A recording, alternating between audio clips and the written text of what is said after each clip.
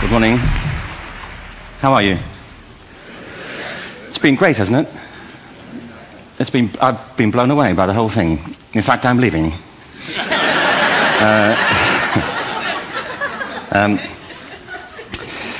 There have been three themes, haven't there, running through the conference, which are relevant to what I want to talk about. One is the extraordinary evidence of human creativity in all of the presentations that we've had and in all the people here. Just the variety of it and the range of it. The second is that it's put us in a place where we have no idea what's going to happen in terms of the future. No idea how this may play out.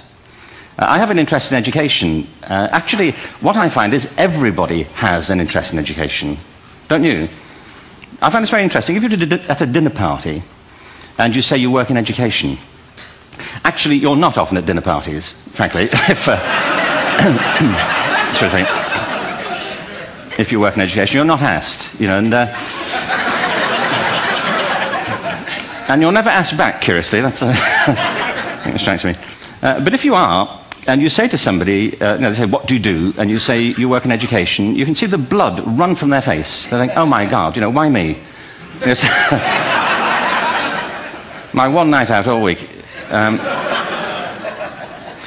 But if you ask people about their education, they pin you to the wall. Because it's one of those things that goes deep with people. Am I right?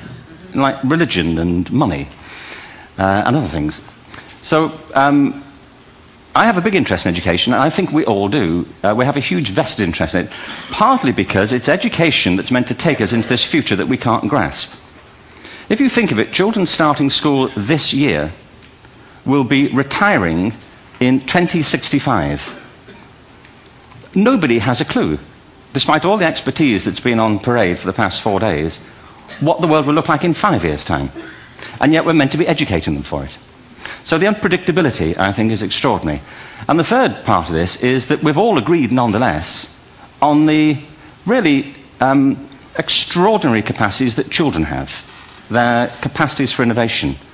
I mean, Serena last night was a marvel, wasn't she? Just seeing what she could do. And she's exceptional, but I think she's not, so to speak, exceptional in the whole of childhood. What you have there is a person of extraordinary dedication who found a talent. And my contention is all kids have tremendous talents, and we squander them pretty ruthlessly. So I want to talk about education, and I want to talk about creativity. My contention is that creativity now is as important in education as literacy, and we should treat it with the same status. Thank you.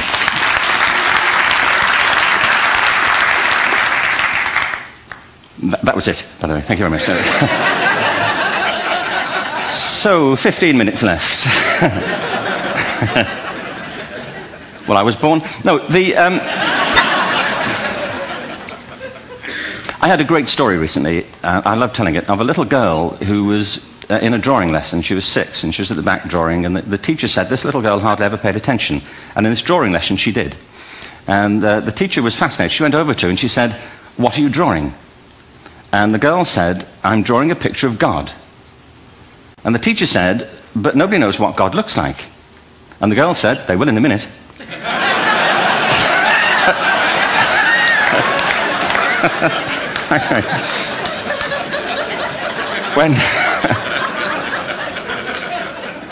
When my son was 4 in England, actually he was 4 everywhere, to be honest. I mean, if we're being strict about it, wherever he went, he was 4 that year. But he was in the Nativity play. Do you remember the story? No, it was big. It was a big story. Mel Gibson did the sequel. You may have seen it. I don't know. It was Nativity 2. But James got the part of Joseph, which we were thrilled about. We consider this to be one of the lead parts. We had the place crammed full of agents in T-shirts, you know. James Robinson is Joseph. He didn't have to speak, but do you know the bit where the 3 kings come in? They come in bearing gifts, and they bring gold, frankincense, and myrrh. This really happened. We're sitting there, and they, I think, just went out of sequence. Because we talked to the little boy afterwards and said, you know, are you okay with that? And they said, yeah, why was that wrong? They just switched. I think that was it. Anyway, the 3 boys came in, little 4-year-olds with tea towels on their heads, and they put these boxes down. The first boy said, I bring you gold. And the second boy said, I bring you myrrh. And the third boy said, Frank sent this.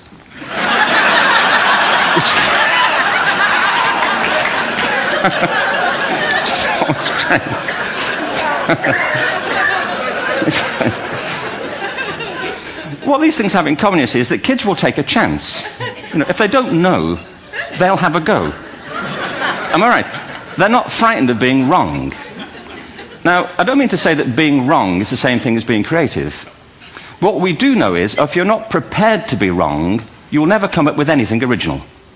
If you're not prepared to be wrong. And by the time they get to be adults, most kids have lost that capacity. They have become frightened of being wrong. And we run our companies this, by the way. We stigmatize mistakes. And we're now running national education systems where mistakes are the worst thing you can make. And the result is that we are educating people out of their creative capacities. Picasso once said this. He said that all children are born artists. The problem is to remain an artist as we grow up. I believe this passionately, that we don't grow into creativity, we grow out of it. Or rather, we get educated out of it. So why is this?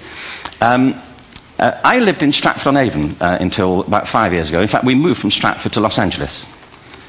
So you can imagine what a seamless transition, you know, this was from LA. Actually, we lived in a place called Snitterfield, just outside Stratford, which is where Shakespeare's father was born. Are you struck by a new thought? I was. You don't think of Shakespeare having a father, do you? Do you? Because you don't think of Shakespeare being a child. Do you? Shakespeare being 7. I never thought of it. I mean, he was 7 at some point. He was in somebody's English class, wasn't he? Do you understand? Really? How annoying would that be? You know?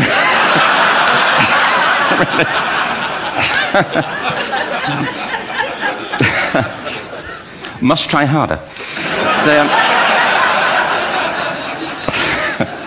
Being sent to bed by his dad, to Shakespeare, go to bed now, you know, to William Shakespeare, you know, and put the pencil down, you know, and stop speaking like that. You know, it's confusing everybody.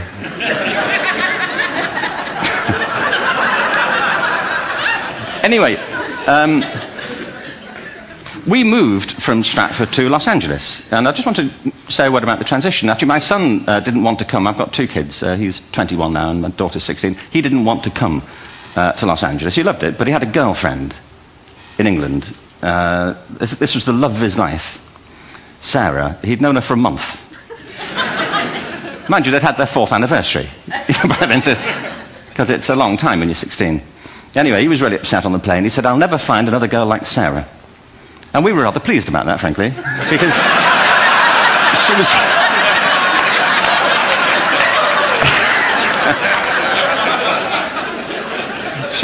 she was the main reason we were leaving the country.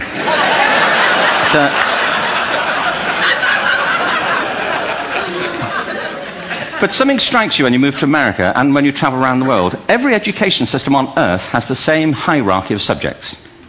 Everyone, doesn't matter where you go. You think it would be otherwise, but it isn't. At the top are mathematics and languages, then the humanities, and at the bottom are the arts, everywhere on earth. And in pretty much every system too, there's a hierarchy within the arts. Art and music are normally given a higher status in schools than drama and dance. There isn't an education system on the planet that teaches dance every day to children the way we teach them mathematics. Why? Why not? I think this is rather important.